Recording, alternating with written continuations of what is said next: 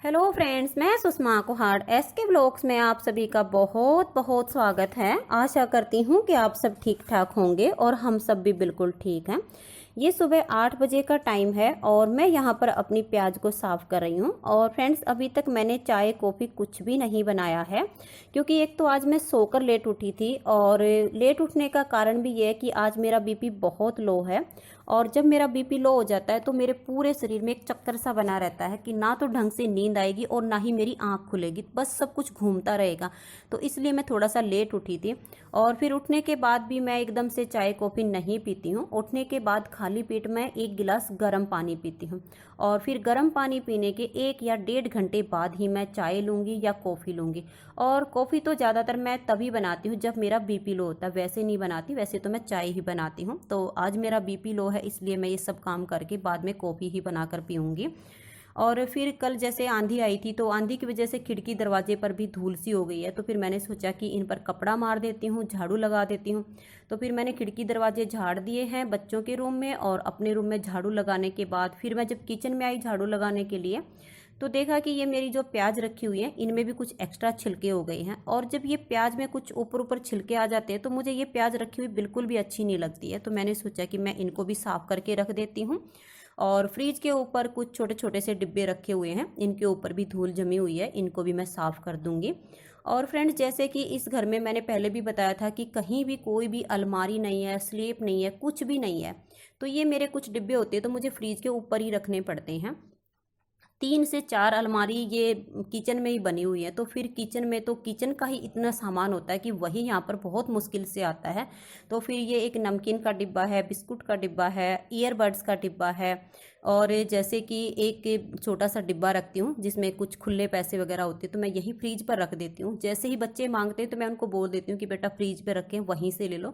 तो बार बार अलमारी में जाना खोलना थोड़ा सा मुझे आलस आता है, तो इसलिए मैं यहीं पर रख देती हूँ। तो अब मैं ये सारे डिब्बे जो है यहाँ पर साफ़ करके रख देती हूँ और फिर मैं लगा दूँगी झाड़ू। और झाड़ू लगाने के बाद फिर मैं 2 कप कॉफ़ी बनाऊँगी, 1 कप अपने लिए और 1 कप इनके लिए। और फिर क्या होता है कि जैसे जब मैं अपने लिए कॉफ़ी बनाती हूँ ना, तो फिर ये कहती है अब मेरे लिए क्या चाय बनाओगी, 1 कप कॉफ़ी अपने लिए बना रही हो तो 1 कप मेरे लिए भी कॉफ़ी ही बना कर ले आओ। तो मैं ये अभी कर लेती हूँ झाड़ू झूड़ू लगा के, और फिर अपने लिए और इनके लिए कॉफ़ी बनाऊँगी। तो फ्रेंड्स, झाड़ू तो मेरी पूरे घर में लग चुकी है, तो चलिए अब कॉफ़ी बना लेते हैं। और दूध को भी मैंने फ्रिज से पहले ही बाहर निकाल कर रख दिया था, तो दूध का टेम्परेचर भी अब बिल्कुल ठीक हो चुका है। तो मैं 2 कप दूध गैस पर बॉईल करने के लिए रख देती हूँ। और जब तक मेरे दूध में अच्छे से उबाल आएगा तब तक मैंने रात को छोले भिगोए थे, एक बार उनको धो लेती हूँ। वैसे तो रात को भी मैं धोकर ही भिगोती हूँ, लेकिन मेरी आदत है कि मैं जब उनको बॉयल करती हूँ तो उस पानी को निकाल दूंगी और फिर एक बार उसको अच्छे से साफ पानी में धोकर और तभी मैं बॉईल करने के लिए रखती हूँ। और साथ में मैं 2 आलू भी धो लेती हूँ, क्योंकि आज मैं बनाऊंगी आलू और छोले की बिल्कुल सिंपल सी सब्जी। तो वो रेसिपी भी मैं आप सबके साथ शेयर करूंगी कि ये सब्जी मैं कैसे बनाती हूँ। और मैंने आलू भी धो लिए हैं और छोले भी धो लिए। इनको मैंने कुकर में डाल दिया है, 2 गिलास पानी और 1 चम्मच नमक डालकर कुकर को मैंने बंद कर दिया है। और तब तक मेरा दूध भी अच्छे से उबल चुका है। अब मैं लूँगी 1 पाउच नेस्ले कॉफ़ी का, और इसको मैं अपने इस छोटे से मग में खोल लूँगी। और कॉफ़ी हमारी बनके तैयार हो चुकी है। तो आप भी आ जाइए और हमारे साथ बैठकर कॉफ़ी पी लीजिए। और कॉफ़ी पीने के बाद फिर तब तक मेरे जो है ये छोले जो मैंने अब बॉयल करने के लिए रखे हैं, 3 से 4 सीटी इसमें आ जाएंगे। और फिर मैं इसके लिए प्याज लहसुन वगैरह तड़का बनाने के लिए तैयार कर लूँगी। तो आइए बैठकर पहले कॉफ़ी पी लेते हैं और फिर बाकी का काम करेंगे। तो चलिए फ्रेंड्स, अब सब्जी बनाने की तैयारी कर लेते हैं। तो यहाँ पर मैंने 2 मीडियम साइज के प्याज और 4 से 5 कलियां लहसुन की छीलकर इनको अच्छे से धो लिया है। मीडियम साइज के 4 टमाटर और 4 से 5 हरी मिर्चें हैं, इनको भी मैंने धोकर रख लिया है। तो ये मेरी एक जो छोटी सी मशीन है, इसमें पहले मैं प्याज और लहसुन को ग्राइंड कर लूँगी, तो इनका एक पेस्ट बन जाएगा। और फिर उसके बाद मैं टमाटर और हरी मिर्च को ग्राइंड कर लूँगी, क्योंकि जब मैं इस तरह से छोले की सब्ज़ी बनाती हूँ तो मैं इनका पेस्ट बनाकर ही डालती हूँ। इससे जो छोले की तरी होती है वो थोड़ी सी गाढ़ी बनती है और खाने में स्वादिष्ट लगते हैं। तो इसीलिए मैंने इन सब का पेस्ट बना लिया है। तो चलिए अब तड़का भी लगा लेते हैं। सब्जी बनाने की तैयारी हो चुकी है, और जो छोटे से 2 आलू मैंने बॉईल किए थे उनको मैंने इस छोले के अंदर ही अच्छे से मैश कर लिया है। और अब मैंने फ्राई पैन में थोड़ा सा तेल डाल दिया है और इसको मैं गर्म करने के लिए गैस पर रख देती हूँ। तेल अच्छे से गर्म हो गया है और अब मैं इसमें ये प्याज लहसुन डाल देती हूँ। एकदम से बहुत सारा धुआं उठ गया था, क्योंकि जब प्याज लहसुन को हम ग्राइंड करते हैं तो इसमें थोड़ा सा पानी होता है जो एकदम से निकल आता है, और गरम तेल में डालने से इतना सारा धुआं बन गया था। और अब मैं इसको ब्राउन होने तक भून लेती हूँ। प्याज ब्राउन हो चुकी है तो अब मैं इसमें डाल दूंगी हल्दी पाउडर और इसको मैं थोड़ा सा चला लेती हूँ। और अब मैं इसमें ये जो टमाटर और मिर्च मैंने ग्राइंड किए हैं इनको डाल देती हूँ, और गैस का फ्लेम करूँगी कम, नहीं तो ये एकदम से नीचे जलना शुरू हो जाएगा। और अब मैं डालूंगी इसमें ये मिक्स वाला मसाला, और इसको भी मैं थोड़ा सा चला लेती हूँ। और कुछ नमक मैंने छोले में पहले डाल दिया था, और थोड़ा सा नमक इसमें मैं, जैसे कि ये मसाला हमारा तैयार हो रहा है इसके अकॉर्डिंग मैं इसमें और डाल देती हूँ, क्योंकि नमक डालने से ये जो टमाटर हैं ये जल्दी सॉफ्ट हो जाते हैं। और अब इसको मैं लो फ्लेम पर ही, जब तक ये मसाला तेल नहीं छोड़ेगा, इसको ढककर पका लेती हूँ। तो फ्रेंड्स, मसाला देखिए भून के बिल्कुल अच्छे से तैयार हो गया है, और अब मैं इसमें ये आलू और छोले डाल देती हूँ, और गैस का फ्लेम कर दूंगी अब मैं हाई। और जितनी इसमें तरी जिसको चाहिए उतना पानी इसमें डाल सकते हैं। तो मैं इसमें अब जो है आधा गिलास पानी डालूंगी, ज़्यादा नहीं। और अब इसमें मैं 3 से 4 अच्छे से उफान आने तक इसको पका लूँगी, क्योंकि जब इसमें 3-4 बार बॉयल आएगा तो ये बिल्कुल अच्छे से पक जाएगा और इसका स्वाद अच्छा हो जाएगा। तो मैं इसको पका लेती हूँ। तो ये देखिए फ्रेंड्स, 3-4 बॉयल इसमें आ चुके हैं और सब्जी हमारी बन चुकी है। अगर अब इसमें चाहे तो हरा धनिया डाल सकते हैं, लेकिन मेरे पास हरा धनिया इस टाइम नहीं है, ख़त्म हो चुका है, क्योंकि आजकल सब चीज़ें मिलना वैसे ही मुश्किल होता है। जो मिल जाता है उसी से अपना काम चला लो, यही ठीक है। तो अब मैं गैस का फ्लेम बंद कर देती हूँ, और आटा मैंने लगा दिया है, और अब मैं रोटी बनाने की तैयारी करती हूँ। तो फ्रेंड्स, ये गैस पर मैंने तवा रख दिया है और अभी मैं बनाऊंगी रोटियां। तो आप भी आज ये छोले की सब्जी बन चुकी है और अभी गर्मा गर्म रोटी बनाकर दे देती हूँ। आप भी हमारे साथ आकर खा लीजिए। और आज मैं अपने सभी काम करने में बहुत लेट हो गई हूँ, क्योंकि आज मैं सुबह थोड़ा सा लेट उठी थी। तो फिर जब हम सोकर लेट उठते हैं ना तो काम एकदम उलझ सा जाता है और होता ही नहीं है। तो आज मेरे साथ यही हुआ है। अभी मैं पहले रोटी बनाऊंगी और उसके बाद में पोछा लगाऊंगी। झाड़ू तो मैंने लगा दिया है, लेकिन पोछा लगाना बाकी है। और फिर उसके बाद कहीं मैं जाकर नहाऊंगी और आज अपने बाल धोऊंगी। और वैसे भी फ्रेंड्स, काम तो पूरा दिन ही चलता रहता है, ख़त्म होता ही नहीं है। तो आइए मैं खाना बना लेती हूँ और आप भी हमारे साथ खा लीजिए, और उसके बाद फिर सब काम ख़त्म करके और आपसे मिलती हूँ। हेलो फ्रेंड्स, कैसे हैं आप सब? इस टाइम तो हम सब भी बिल्कुल ठीक हैं, और उम्मीद करती हूँ कि आप सब भी बिल्कुल ठीक होंगे और अपने अपने घरों में बहुत खुश होंगे और सुरक्षित होंगे। और अभी रात के 12:30 बज चुके हैं, क्योंकि अभी मैं एक नीटिंग की वीडियो ही बना रही थी। तो नीटिंग की वीडियो बनाने के बाद फिर मैंने सोचा कि मैं अपने व्लॉग्स को भी कंप्लीट कर लेती हूँ। सुबह उठकर ये सब काम नहीं हो पाता है, तो मैं इसे करके ही सो जाती हूँ। और ये देखिए, ये वाली जुराब है जो मैंने कल आपको दिखाई थी, इसी की मैं वीडियो बना रही थी। और ये इसकी दूसरी जुराब है जो मेरी आज इतनी बन चुकी है।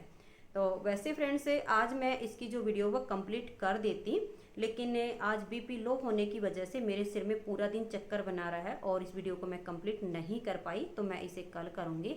और मेरे कुछ सब्सक्राइबर और व्यूवर्स के मेरे पास कमेंट्स आए हुए हैं कि आपने जो पिंक मल्टी कलर की जैकेट सिखाई हुई है, एक बार उस जैकेट की ऊन और साइज के अकॉर्डिंग मेजरमेंट बता दीजिए कि किस ऊन में किस साइज के लिए कितने फंदे लेने हैं।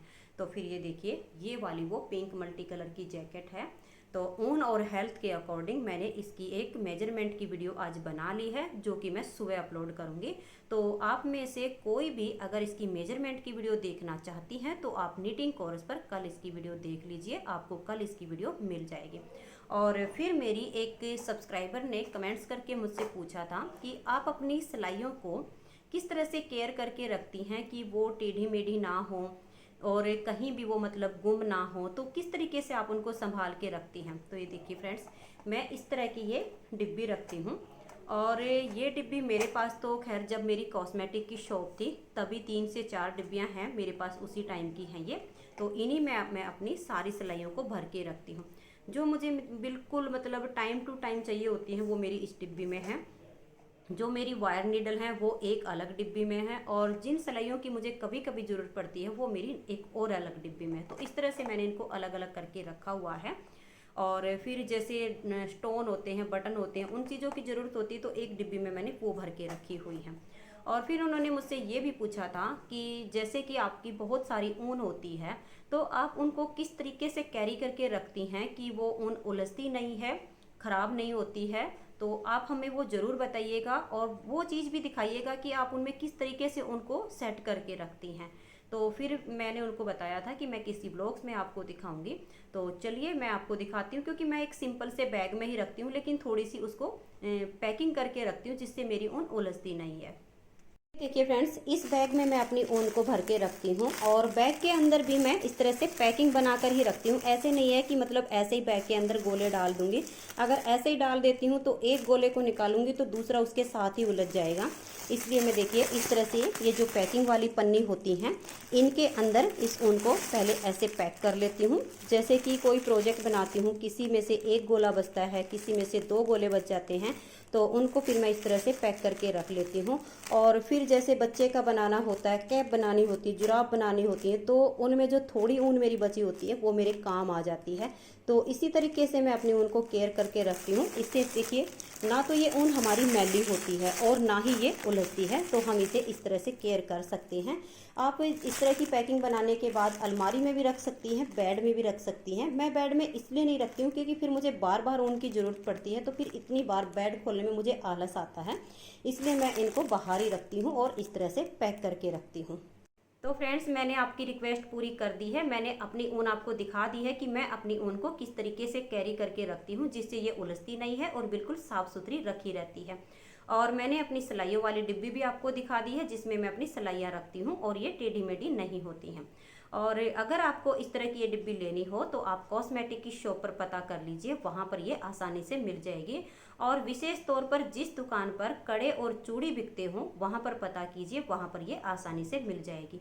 क्योंकि इस तरह की डिब्बियों में ये देखिए इस टाइप के कड़े पैक होकर आते हैं। जब ये कड़े बिक जाते हैं तो दुकान वाले इन डिब्बियों को बेच देते हैं। तो आप वहाँ पर पता कर लीजिए, इस तरह की डिब्बी आपको आसानी से मिल जाएगी जिसमें आपकी सिलाइयाँ रखी रहेंगी और टेढ़ी मेढ़ी बिल्कुल भी नहीं होंगी।